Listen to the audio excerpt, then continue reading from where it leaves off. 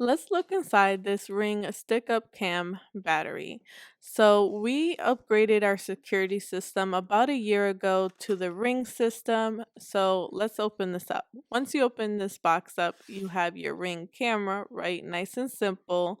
And then it comes with instruction manuals, of course, and it has a charger wire for your battery so you can charge your battery.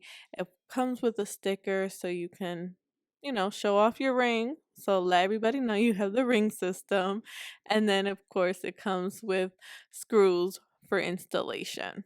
Now, to have access to the battery, what you need to do is first take off the plastic, then you can twist it, and voila, you have officially opened the bottom of your Ring camera.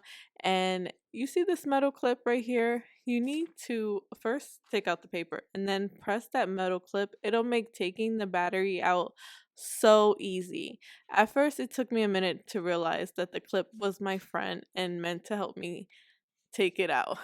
So, once you take out the battery, then you can plug it into the charger and let it charge. It takes about 6 to 12 hours, I believe. I just plugged it up and came back the next day and it was good to go. And this is basically what comes inside your Ring camera battery system.